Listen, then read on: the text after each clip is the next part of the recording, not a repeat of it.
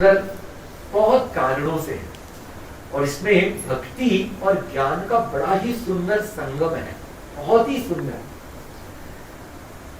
9वें अध्याय का नाम जो है वह है राज विद्या राज गुह्य योग नाम। क्या नाम है? राज विद्या राज गुह्य योग, ऐसा इसका नाम है।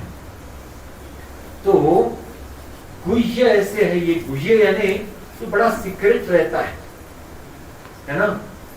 तो सीक्रेट किस कारण से?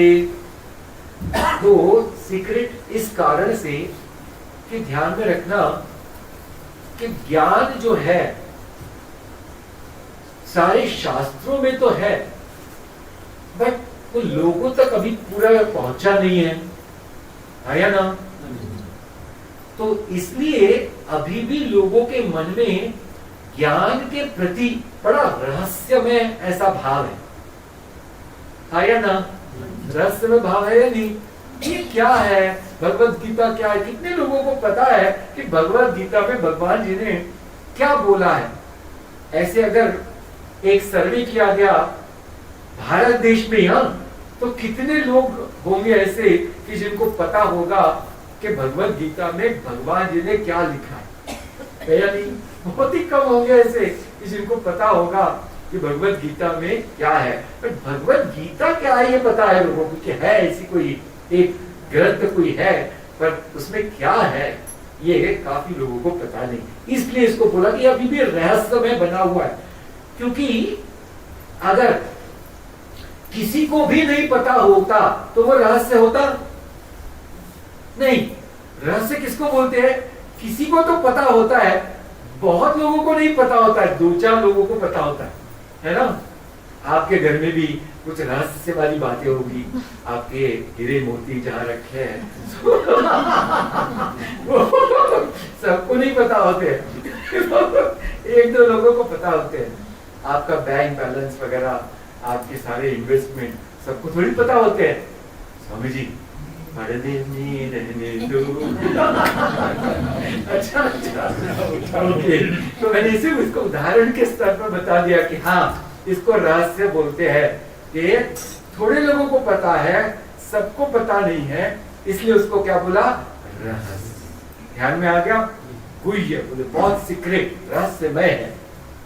अच्छा, अभी भगवान इस अध्याय में 2 स्तर पर बात करने वाले।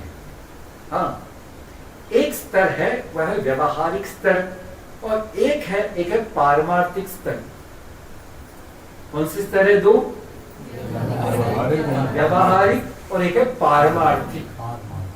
हाँ, पारमार्थिक को इंग्लिश में कहते हैं एब्सोल्यूट रियलिटी और व्यवहारिक को कहते हैं ट्रांजैक्शनल रियलिटी। ट्रांजैक्शनल यानी जहां व्यापार होता है और एब्सोल्यूट जहां कोई भी व्यापार नहीं होता, ऐसे पारमार्थिक। तो पारमार्थिक का अगर उदाहरण देना है जस्ट समझने के लिए, तो पूरी गहरी नींद जो होती है, गहरी नींद, उसमें कोई व्यापार होता है? लेन देन नहीं, वहां कुछ भी नहीं होता। तो एक सबसे पास का उसका उदाहरण ये है। और दूसरा उदाहरण है वह है आकाश। आकाश कैसा है? बहुत व्यापक है और बहुत सूक्ष्म है। तो ऐसे ही भगवान का पारमार्थिक स्वरूप है, सर्वत्र व्याप्त है और सूक्ष्मतम है। सूक्ष्मतम यानी सूक्ष्मता की परिसीमा, इतना इससे ज्यादा कोई सूक्ष्म है ही नहीं, ऐसे। तो ये हो गया पारमार्थिक स्तर। और एक है जो भगवान का व्यवहारिक स्तर है। तो व्यवहारिक स्तर कौन सा है?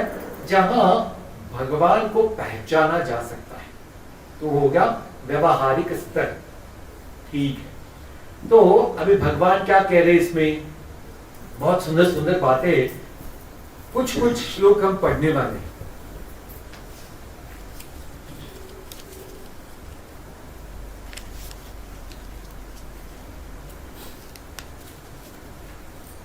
पेज नंबर 54, ये सारी बुक आप जिसके पास है 54। हाँ, अभी पहली बात भगवान कह रहे हैं पारमार्थिक सत्ता की। हाँ जी, और श्लोक है मया ततमिदं सर्वम। ठीक है, मैं पढ़ता हूं, आप मेरे पास पीछे पढ़िएगा। श्लोक नंबर 4। अच्छा, सबके पास बुक ग्रंथ आ जाए। पेज नंबर 55, हिंदी में लिखे नंबर, हिंदी में। ठीक है, जितना मिल गया अभी जिसको, आप मेरे पीछे से दोहरा सकते हैं। मयि ततमिदं सर्वं जगत् अव्यक्तमूर्तेना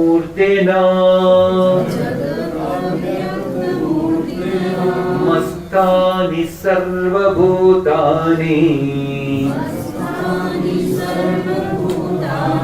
न चाहं तेषु अवस्थितः।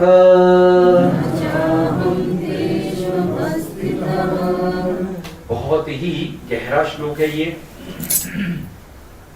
काफी दिन से आप सत्संग कर रहे हो, इसलिए मैं थोड़ी वेदांत की बात अभी यहाँ कर रहा हूँ। ठीक है, सबको थोड़ा सूक्ष्म है, बट नहीं समझा तो ठीक है, बट समझा तो बहुत ही गजब की बात है। हाँ, पारमार्थिक स्तर पर भगवान क्या कहते हैं कि एक मेरा स्वरूप है, जैसे हमने कहा एक स्वरूप कि मैंने सारे जगत को व्याप्त करके रखा है।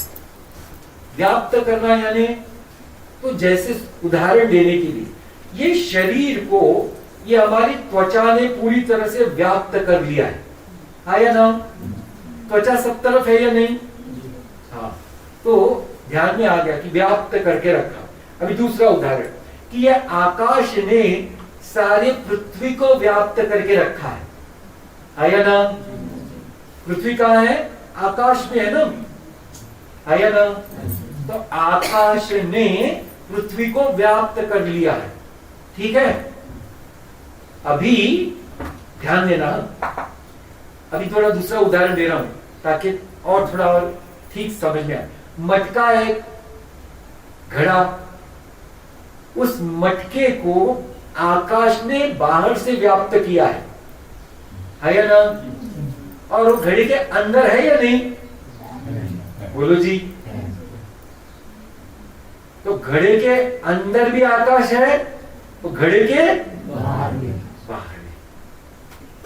यानी अंदर बाहर से किसने व्याप्त किया घड़े को? बोलो जी। अभी आकाश की जगह भगवान रखो। जैसे घड़े को अंदर बाहर से इस आकाश ने व्याप्त कर रखा है, वैसे ही सभी को अंदर बाहर से किसने व्याप्त करके रखा है?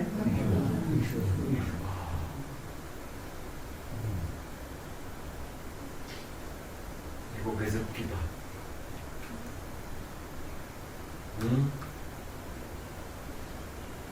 लेकिन वो इतना सूक्ष्म है कि हमारी इस स्थूल आंखों से और हमारी स्थूल बुद्धि से वो समझ में नहीं आता। बस इतना ही है। हाँ, तो अभी एक उदाहरण और लेते हैं कि भगवान सब तरफ कैसे है और भगवान के सिवा कुछ नहीं है। इसका उदाहरण है, अभी समुंदर है, समुंदर, समुद्र में बड़ी बड़ी लहरें होती है और छोटी छोटी भी होती है या ना? अभी ध्यान देना, तो समुंदर से लहरें अलग है? बोलो जी। नहीं। फिर नाम क्यों अलग है? बोलो। लहर में पानी के सिवा दूसरा कुछ है? फिर लहर नाम क्यों दिए हुए? बात ध्यान में आ रही है? आयनम क्यों? क्योंकि उसका आकार बदल गया। एक लहर को आकार है या नहीं? है ना, बोलो। हाँ जी, अभी ध्यान देना। वैसे ही सारे प्राणियों को आकार है, और जल जैसे लहर में कण कण में लहर के सिवा दूसरा कुछ नहीं, वैसे ही हर प्राणी में भगवान के सिवा कण कण में कुछ नहीं।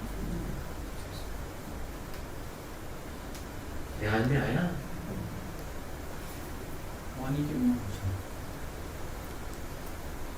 नाम और रूप, बस ये दो चीजें हैं जो सिर्फ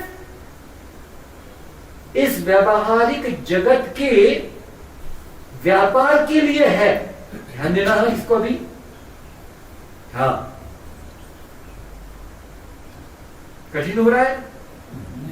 नहीं ना? अभी ये उदाहरण दे रहा हूं। तो ये इसको बोलते ढक्कन, आया ना? अब इसको दूसरा भी नाम दिया जा सकता था, आया ना? कौन सा? पक्कन। नाम ही देना है तो ढक्कन में तो कुछ नाम बस प्रचलित हो गया, इसलिए सब लोग अभी ढक्कन से जानने लगे, आया ना? और ढक्कन का नाम अगर हमने सब लोगों ने तय किया, समझो किसका नाम पक्कन रखना है हमको, तो क्या फर्क पड़ने वाला मुझे बता, बोलो तो। उदाहरण दे रहा, जैसे बहू जाती है शादी होके घर में, तो आजकल वो नाम तो बदलते नहीं, शायद बदलते हैं, बदलने देती ही नहीं वो। अच्छा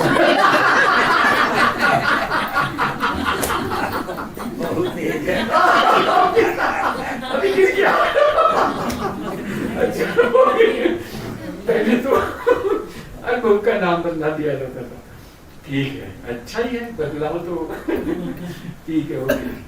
तो उदाहरण के लिए अब उसका नाम बदल दिया, समझो क्या फर्क पड़ रहा है? बोलो जी, वो व्यक्ति तो वही है कि नहीं, है ना? अब जैसे मेरा ही नाम देखो, तो जब हम पहले पढ़ते हैं वेदांत कोर्स, तो हमारा माता पिता जी ने नाम दिया होता है वो रहता है, फिर दीक्षा होती है पहली, फिर वो नाम बदल जाता है, फिर ब्रह्मचारी सो एंड सो चैतन्य, फिर वो आगे चल के संन्यास दीक्षा मिलती है, फिर वो भी नाम चला गया, अभी आ गया स्वामी प्रकर्षानंद। अभी 3 नाम बदल गए इस शरीर के, क्या फर्क पड़ा? बोलो जी, ध्यान में आया है नहीं? हाँ, ध्यान में रखो। अभी आगे चल रहे, थोड़ा वेदांत तो थोड़ा ऐसे क्या बोलते हैं, थोड़ा धीरे धीरे करना बोलना पड़ता है, बट बड़ा ही इंटरेस्टिंग होता है। अभी देखो, ये इसको मैंने ढक्कन का, हम सब ने उसका नाम हमने अभी बदल दिया, उसका नाम हमने पक्कन कर दिया। हाँ ठीक है, तो नाम बदलने से इस चीज में कुछ बदल हुआ? बोलो जी, ठीक है। अच्छा, चीज है, चीज, अभी मैं पूछ रहा हूं सवाल, ये चीज क्या है? तो बोले मेटल है, पीतल है ना? आया ना? अच्छा, अगर मैंने इसके 2 टुकड़े कर दिए तो चीज में कुछ फर्क होने वाला है? बोलो जी, चीज वही के वही है, आया ना? इसका मतलब बदल कहां हो रहा है? नाम में और रूप में, 2 ही चीजों पे बदल हो रहा है, आया ना? नाम और रूप। और नाम और रूप दोनों भी कैसे है? बदलने वाले, है ना? हाँ, और उसका आधार कौन है? पीतल, यहां पीतल। ध्यान में आ गया जी? ध्यान में करना। अभी समुद्र में लहरें हैं, उस लहर को आकार है और नाम है, उसका आधार कौन है? जल, पानी, जल आया ना। अभी अपने पास आते हैं हम। मनुष्य का शरीर है, आकार है, उसको नाम है, उसका आधार कौन है? ध्यान में आ गया? कौन? एकमात्र भगवान एव। बोलो जी। यानी भगवान के सिवा यहाँ कुछ है? कुछ हो सकता है? और हम क्या पकड़ के बैठे हैं? मैं तू मैं, यही हमारा जीवन है जी। उसी में रो रहे, उसी में हंस रहे, उसी में सब चल रहा है। किसी को पता ही नहीं कि जो सत्य है वो सिर्फ एक ही है, और वो है ये नाम रूप का आधार।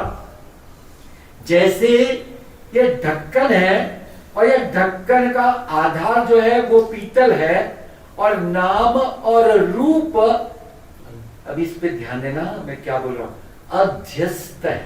क्या है? तो जोर से बोलो, अध्यस्त, यानी उसके ऊपर आरोपित है। क्या है? आरोपित। अच्छा, आरोपित कैसे होता है? तो उदाहरण दे देता हूं। आरोप क्या होता है? जैसे एक व्यक्ति है, उसको बोला किसी ने ये चोर है, और बोलता मैं चोर नहीं हूं, तो चोरी का उसके ऊपर क्या हो गया? आरोप। ध्यान में आ गया? यानी असल में वो चोर है नहीं, बट कोई एक व्यक्ति उसको चोर कह के आरोप कर रहा है। आया ना? ध्यान में आ गया? वैसे ही कृष्ण भगवान चोर है नहीं, उन पर आरोप हो रहा है। वो तो अपनी मस्ती में सारे भक्तों के लिए लीला कर रहे हैं। आया ना? और आज तक हम वो लीला को इतनी बढ़िया से उसका महोत्सव के रूप में मनाते हैं, तो फिर वो चोरी तो है ही नहीं, वो क्या हो गया? उस पर आरोप हो गया। आरोप समझ में आ गया? तो आरोप क्या होता है? उसमें सच्चाई नहीं होती। वैसे ही हम सब ने आरोप कर दिया कि मैं शरीर हूं, और एक्चुअली मैं कौन हूं? कोई नहीं बोल रहा है।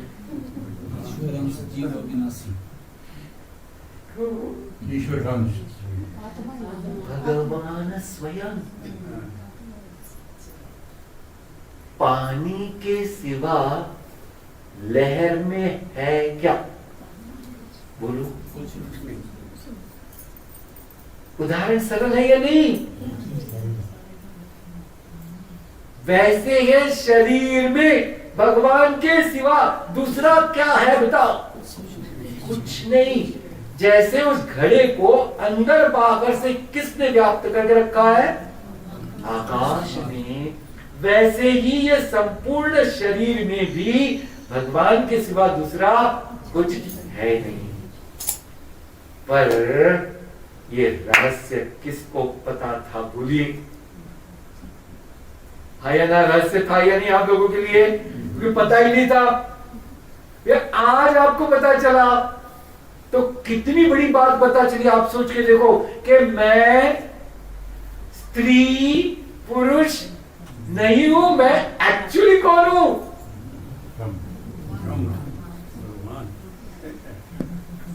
स्वामी जी डाइजेस्ट नहीं हो रहे।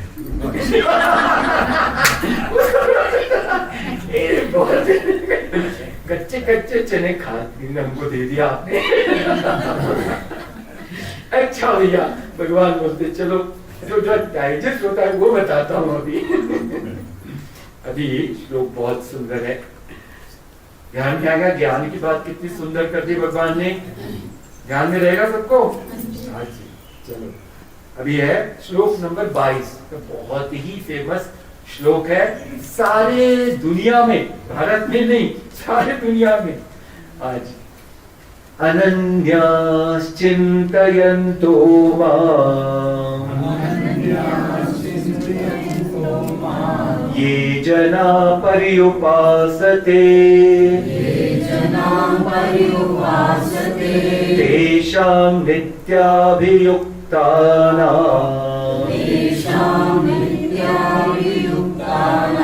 योगक्षेमं वहाम्यहम्। अरे भगवान भक्ति की बात कर रहे हैं।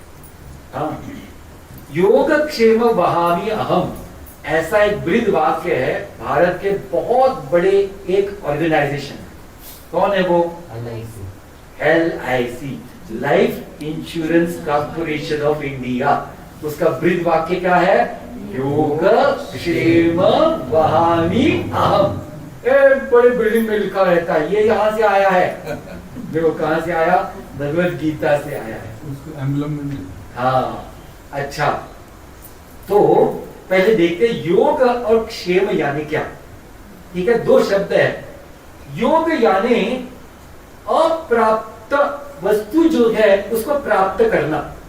अप्राप्त यानी आज जो हमारे पास नहीं है, बट हमको उस चीज को प्राप्त करने की इच्छा है, इसको क्या कहते हैं? योग। और क्षेम यानी जो वस्तु प्राप्त हो गई उसका रक्षण करना।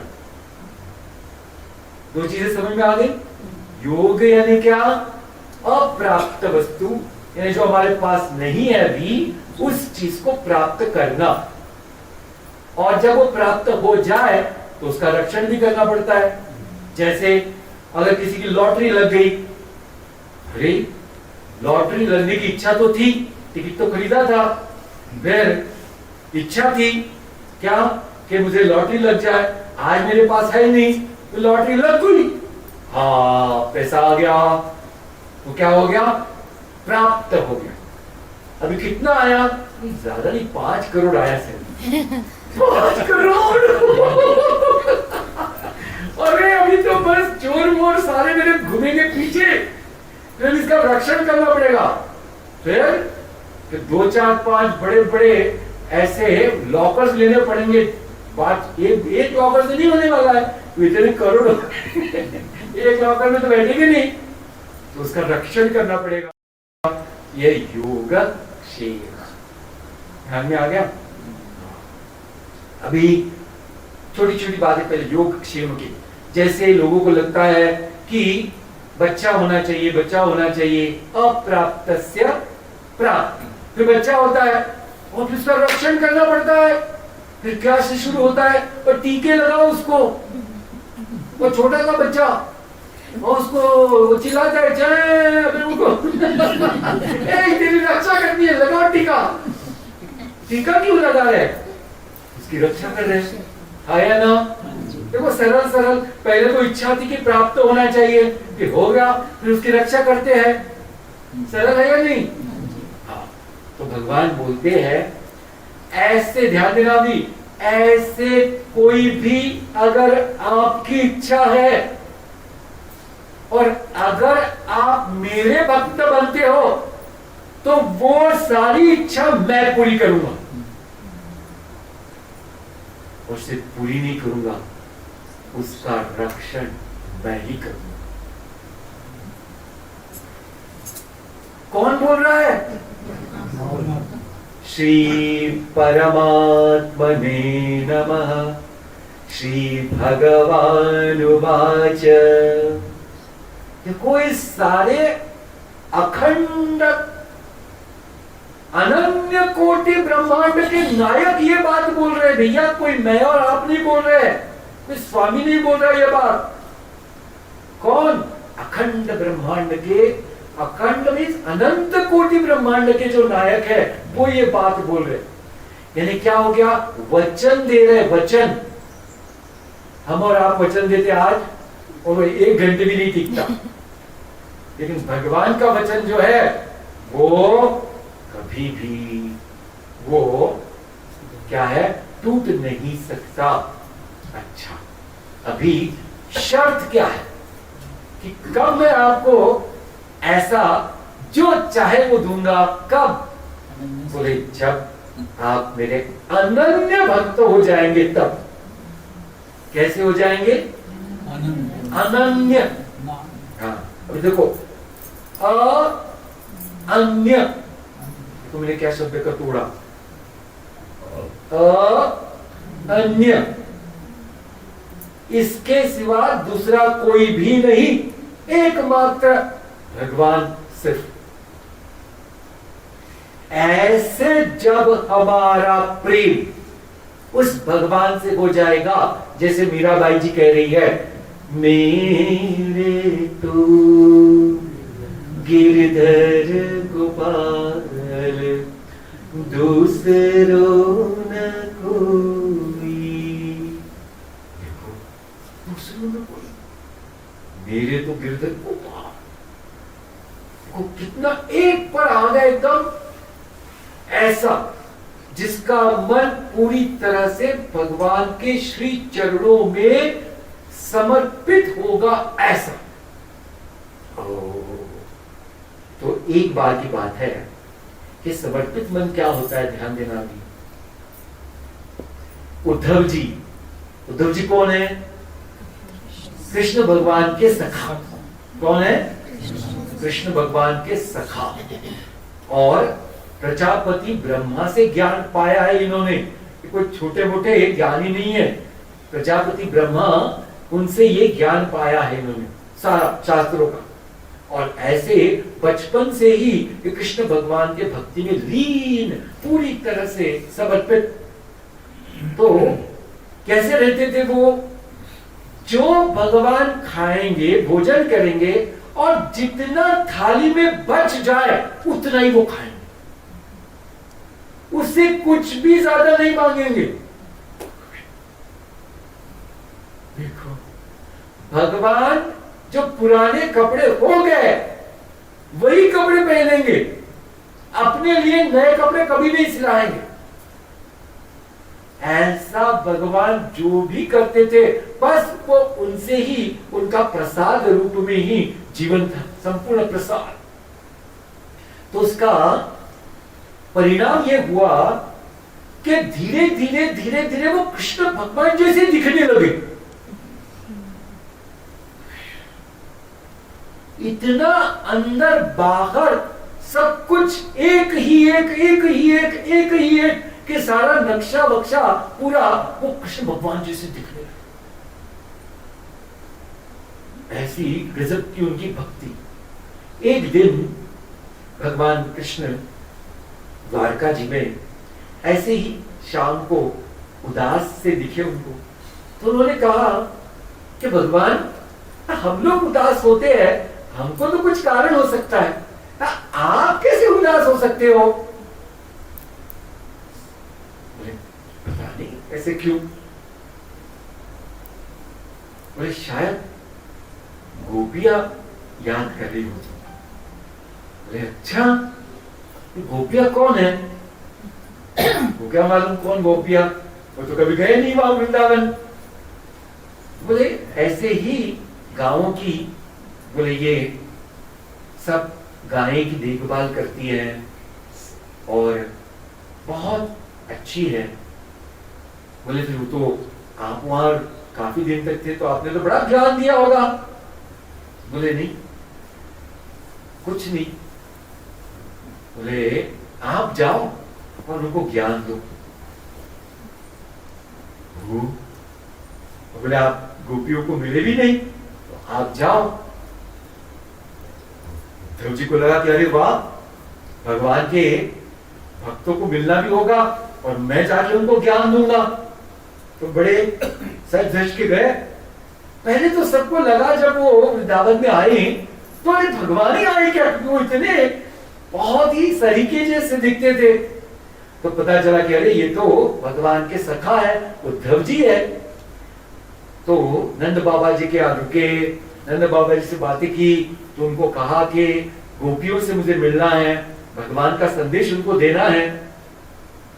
तो सारे गोपियों को बुलाया गया, सुंदर वृंदावन यानी बड़ी बहुत अच्छे ऐसे वाटिका में, और सब गोपिका आई और वहां सब लोग विराजमान हो रहे हैं। सुंदर एक स्थान पर हमारे उद्धव जी विराजमान हुए और उन्होंने कहा कि मैंने भगवान से पूछा कि आप उदास क्यों हो, तो उन्होंने आपका नाम लिया और मैंने पूछा कि आपने तो फिर बहुत गोपियों को इतने दिन पूरी तरह से शास्त्र का ज्ञान दिया होगा। तो उन्होंने कहा कि कुछ नहीं, बोले आप ही जाके दे दो। तो इसलिए मुझे आपको ज्ञान देने के लिए बुलाया, यहां भेजा है। तो वो बोलने लगे फिर संस्कृत के श्लोक। तो गोपियों ने बोला एक मिनट रुक जाओ। बोले क्या हुआ? बोले देखो ये आप बोल रहे हो ना, इसको सुनने के लिए हमारा मन यहां है ही नहीं। बोले कहां है? तो कृष्ण लेके। बोले आप अभी ज्ञान दोगे किसको?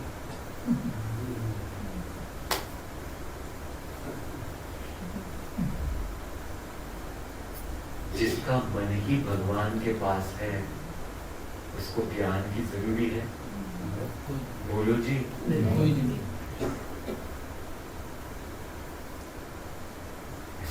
अनंत कि जिसने मन क्या करता है, मुझे ये चाहिए, मुझे वो चाहिए, आया ना, मुझे ये अच्छा नहीं लगता, मुझे वो अच्छा नहीं लगता, आया ना। अब ये मन है ही नहीं उनके पास, तो जीवन कैसा है?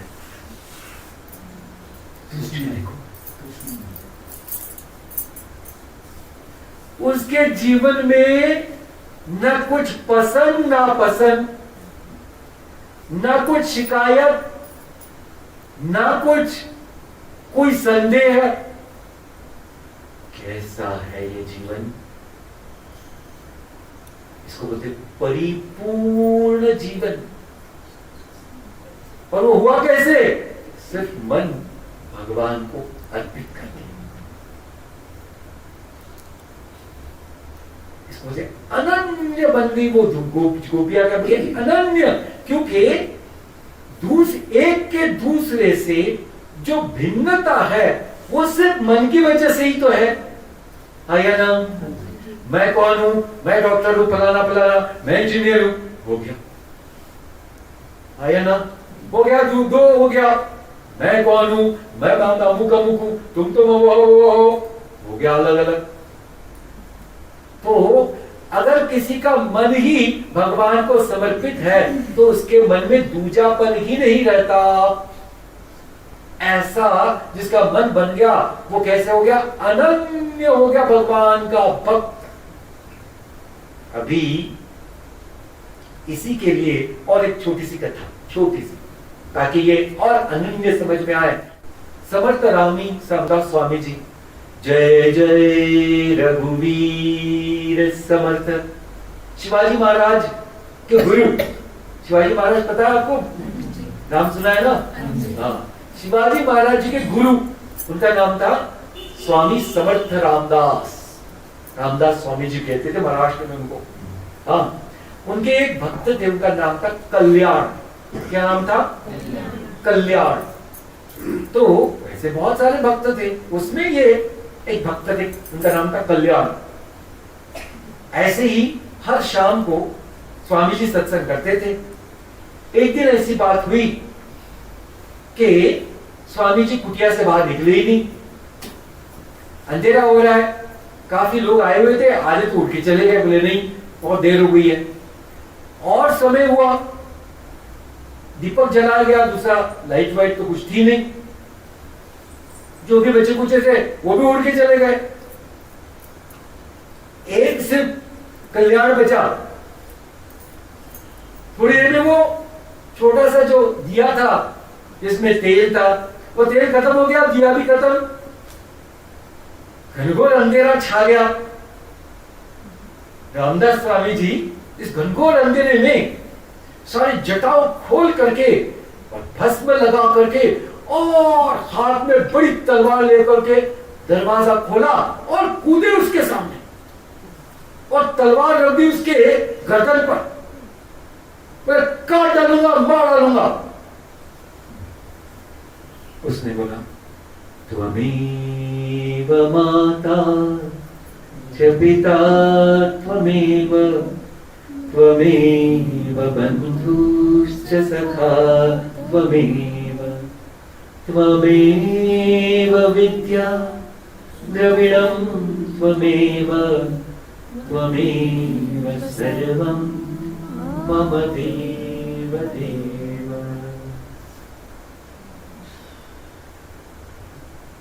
रामदास स्वामी ने बोला, कल्याण तुम परीक्षा में पास हो गए, मांगो क्या मांगना है, कुछ भी मांगो। उसने क्या मांगा? बोले, आखिरी वक्त जब आप ये शरीर छोड़ोगे तो मैं आपकी सेवा में रहूं, बस।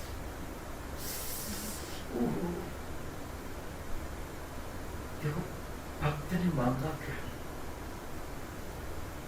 हुआ ये, एक दिन जब आखिरी समय आया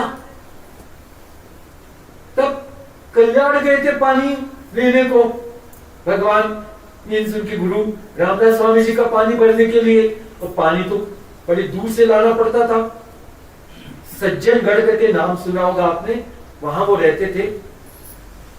जैसे हिमालय है वैसे पूना के पास में वहां सातारा की तरफ ऐसे बहुत बड़े बड़े बड़े बड़े पहाड़ है। उन पहाड़ों में एक ये एक पहाड़ है, यानी एक पर्वत है, उसके वहां रहते थे। तो इन्होंने देना छोड़ दिया और कल्याण था ही नहीं। कल्याण वापस आया, सबने बोला, अरे स्वामी जी ने तो देह छोड़ दिया। बोले, कोई नहीं सकता। उसके पास गए, बोले, नहीं, आपने मुझे वचन दिया है। रामदास स्वामी जी वापस आए, ये तूने पैर बोला। उन्होंने उसकी पान सेवा की और भगवान की प्राप्ति का उसको आशीर्वाद दे करके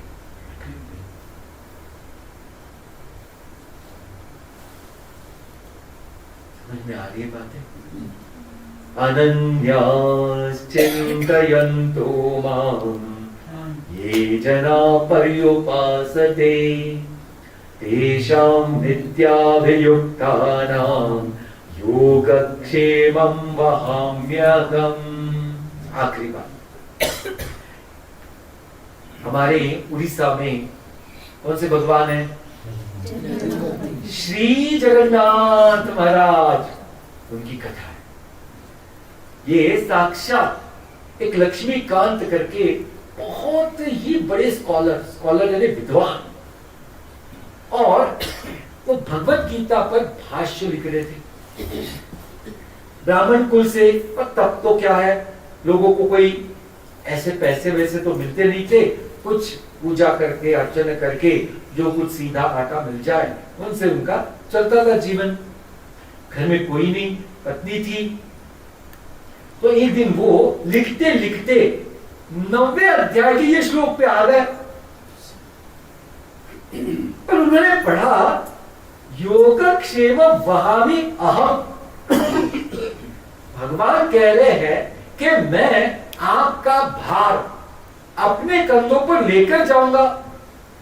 यानी भगवान ने ऐसा कहना चाहिए था। अभी स्कॉलर है, विद्वान है, बोले भगवान को किसी को ऐसे वाहन की तरह लेने की क्या जरूरी है? बोले बोल देना ददामी। ददामी का अर्थ होता है मैं दे दूंगा, है ना। मैं आपको पूरी तरह से मेरे कंधों पे बिठा करके आपको सब तरफ ले जाऊं, इसको बोलते वहामी। यानी जैसे छोटे बच्चे को हम गोद में लेकर के घूमते हैं, है ना, ध्यान में आया? तो इसको क्या कर रहे हैं, हम लेकर के घूम रहे सब तरफ। बोले भगवान को क्या जरूरत है लेकर घूमने की? बोले वो तो चुटकी बजाए तो हो जाता है काम। तो उन्होंने क्या किया, वो पहले जो पेन लिखते थे ना, पहले जो उन्होंने उस वहाबी को वहां काट करके रदामी लिखा। हो गया उस दिन का, हो गया ये लिखना। हो गए समुद्र में, समुद्र है ना वहां, संध्या करने के लिए 10-12 महात्मा लोग उनके घर पर आ गए। अभी घर में 2 लोगों को पकाने के लिए सीधा आटा मुश्किल से है, और ये 10 लोग आ गए।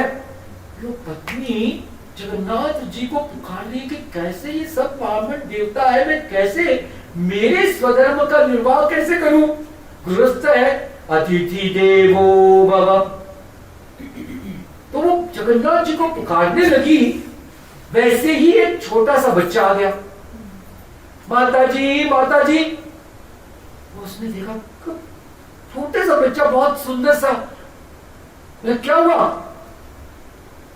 देखा तो उसके चेहरे पर ये इतनी बड़ी ऐसी जैसे खरोच होती है ना, खरोच, ऐसे खरोच, उसमें से थोड़ा थोड़ा खून निकल रहा है।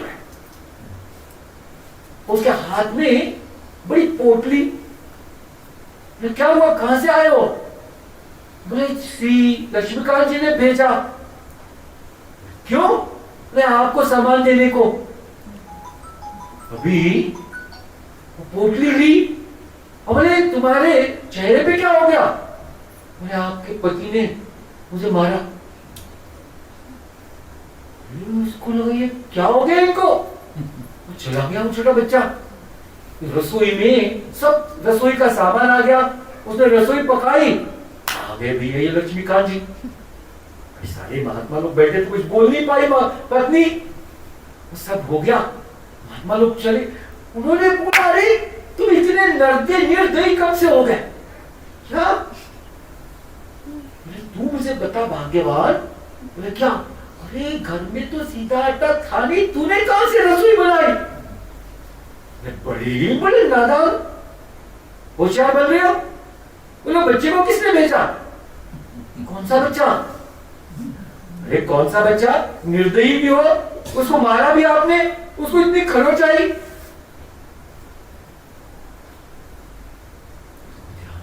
कहां थी खरोच? अरे मुख पर। हो गए, मैंने वो काटा। भगवान जदामी नहीं, वहामी जगन्नाथ जी बच्चे का रूप लेकर के। लक्ष्मीकांत कौन है? लक्ष्मी का पति कौन है? किसने भेजा मुझे? लक्ष्मीकांत ने। कांत यानी पति। लक्ष्मी जी के पति कौन है?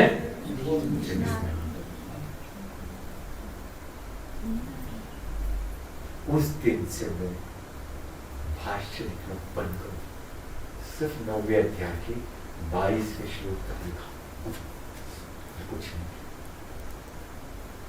जिसको पाना था उसको पा लिया। अनन्याश्चिन्तयन्तो मां ये जना पर्युपासते तेषां नित्याभियुक्तानां योगक्षेमं वहाम्यहम्।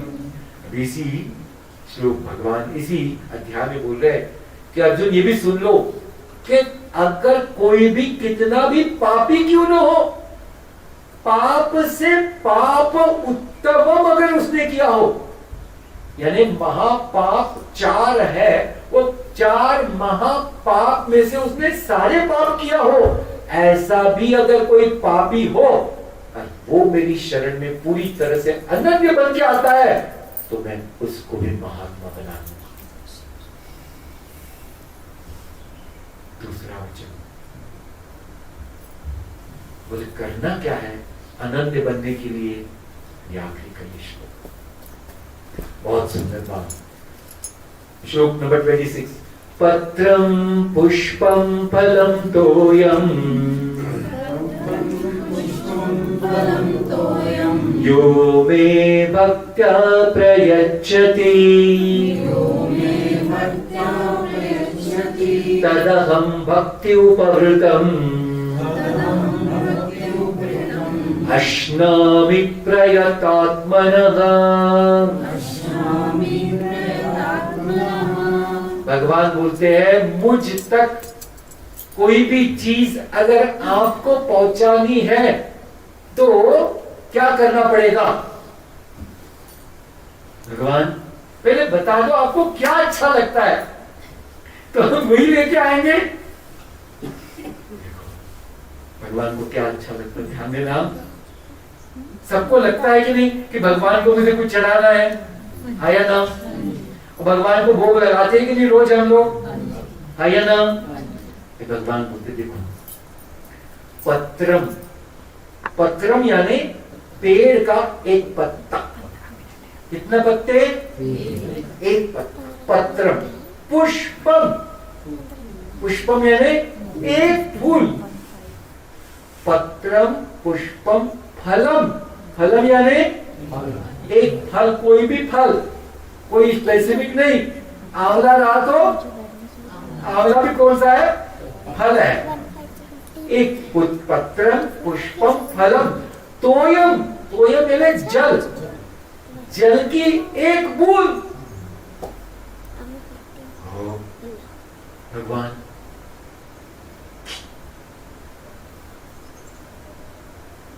अगर ये भी नहीं तो अभी ध्यान देना, इसमें कथा है। शंकराचार्य जी भगवान आदि शंकराचार्य जिन्होंने 6 साल में संन्यास लिया। 6 साल की उम्र में। कितनी साल की उम्र में? 6 साल। संन्यास लिया और पहली भिक्षा मांगने एक माता जी के घर पर पहुंच गए। छोटी सी कुटिया थी। माता भिक्षाम देहि। बुजुर्ग अम्मा, बड़ी ही गरीबी जिसके घर में, अभी काम पे जाने वाली थी कुछ, पर फिर कुछ मिला तो फिर दिन गुजारा होता था। उसने कुटिया का दरवाजा खोला और तेजपुंज सन्यासी छोटा सा बच्चा बटू, उसके साक्षात वामन देव भगवान आ गए। वामन अवतार भगवान ने दिया था छोटे से बटू के रूप में। इनके हाथ में कमंडलू।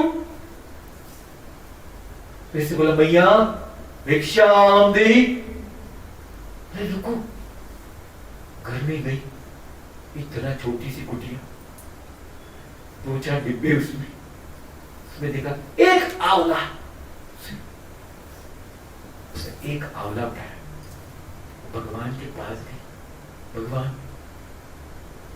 ये एक आंवला मैं पहले आपको अर्पण कर रही कि ये एक आंवले से ये बच्चे का पेट भर जाए, बस मुझे दूसरा कुछ नहीं चाहिए।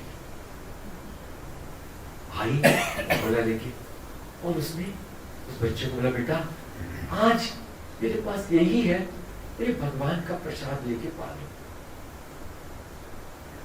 शंकराचार्य भगवान वहां बैठे, उन्होंने बोला मैया बैठो। और जो पहली बार कनक धारा स्तोत्र उन्होंने बोला तो लक्ष्मी जी ने सुवर्ण मुद्रा की वर्षा की।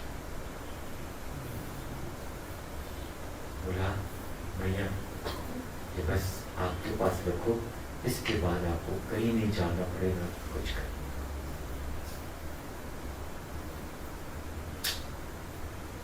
देखो भगवान कैसे दिया था? पूर्ण भक्ति भाव से, प्रेम से, ईश्वर अर्पण बुद्धि से। भगवान बोलते जो भी मुझे ऐसा भगवान के श्री चरणों में प्रेम सहित कुछ भी अर्पण करो, मैं उसको प्रेम से ग्रहण करता हूं।